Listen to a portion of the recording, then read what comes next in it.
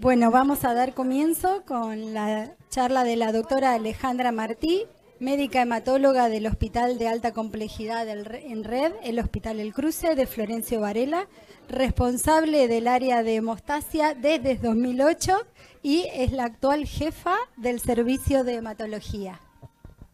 Hola. Generalmente cuando uno empieza este tipo de charlas empieza agradeciendo a quien lo invitó. Pero en este caso yo no voy a ser original y voy a empezar preguntándome cómo fue que dije que sí para hacer este tipo de charla.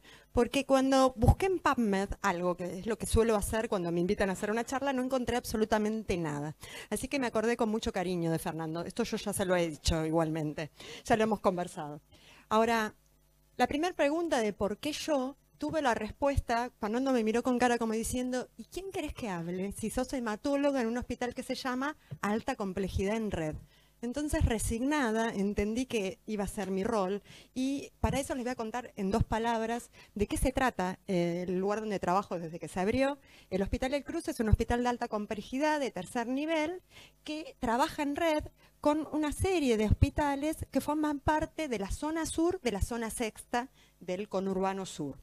Y el hospital originalmente estaba pensado para trabajar en red con estos hospitales y dar respuesta a 2 millones de personas, que son la población que corresponde a esta zona, y posteriormente empezamos a dar respuesta a otras ciudades de la provincia de Buenos Aires y actualmente en las prestaciones de alta complejidad, como trasplante de médula ósea, de órganos sólidos, cirugía cardiovascular, damos respuesta a otras provincias del país.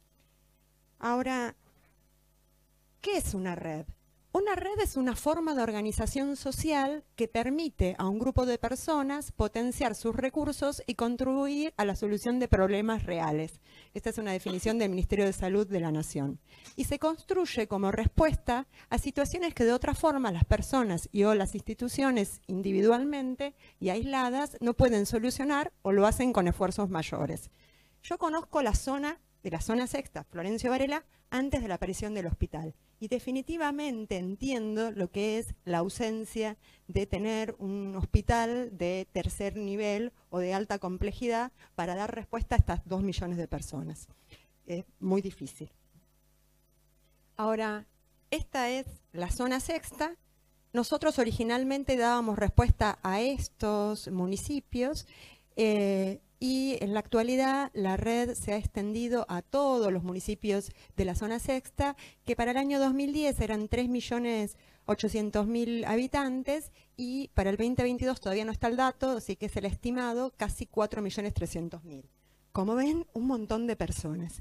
Y está integrada por un montón de instituciones públicas y el Hospital El Cruce es uno de los hospitales de tercer nivel que da respuesta y está ubicado en Florencio Varela, en el límite entre Berazategui, Quilmes y Florencio Varela. Ahora, una vez de haber aceptado que me tocaba hablar a mí de este tema bastante complejo, me empecé a preguntar qué iba a decir. Y lo primero que se me ocurrió es hablar de las redes informales. Las redes informales las conocemos todos y para poder hacerles un relato de mis redes informales me van a tener que escuchar un poco de historia. Esta soy yo.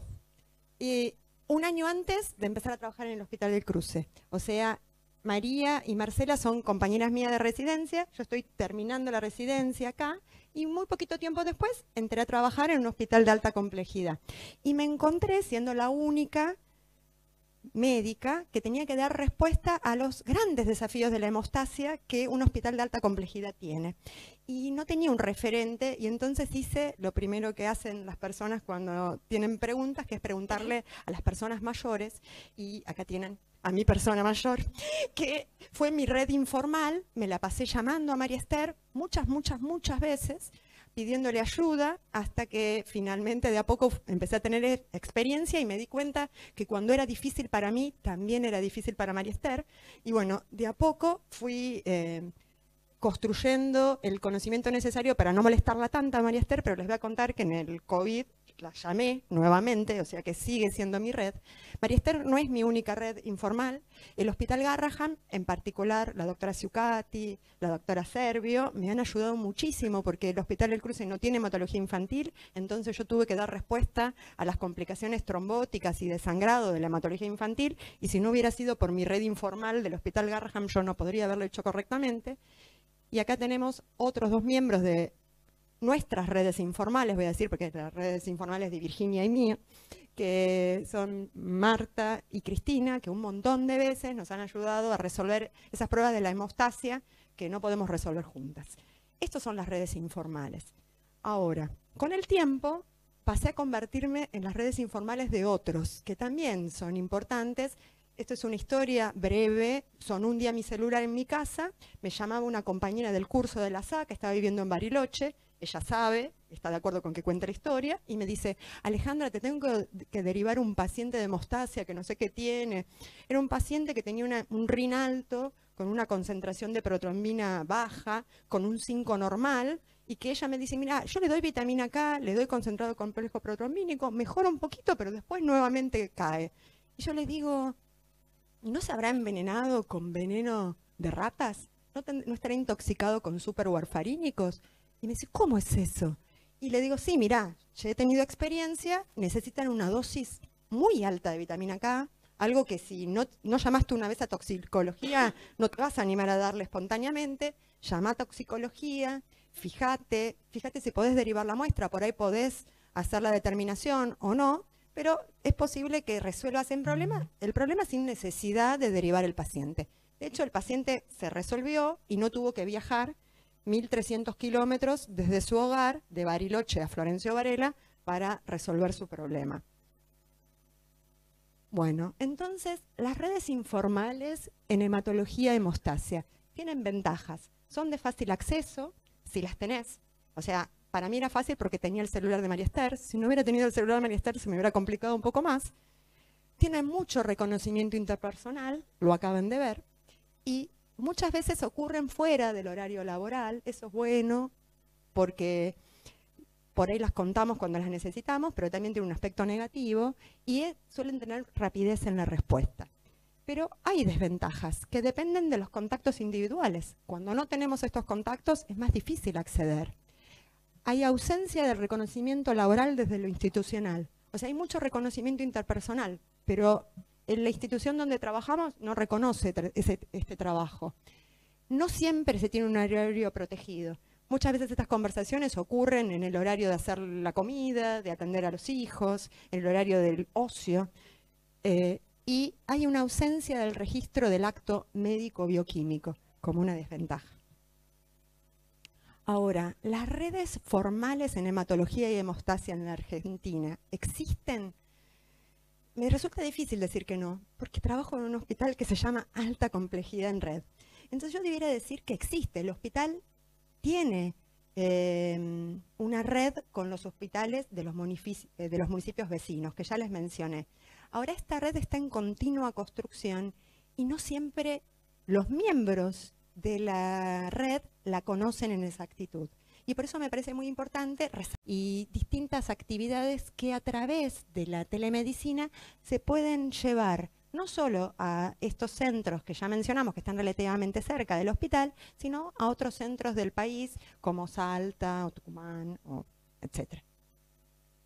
Ahora, la telemedicina no solo fortalece por educar y por recibir opiniones, sino también para las consultas de segunda opinión.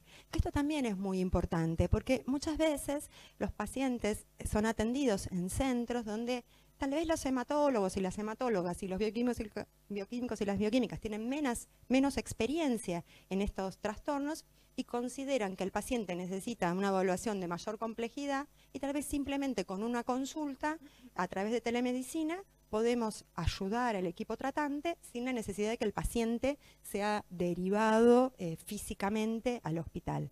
Así que el intercambio a través de la telemedicina propicia las consultas de segunda opinión a cortas distancias, evita traslados y da mayor seguridad al tratamiento.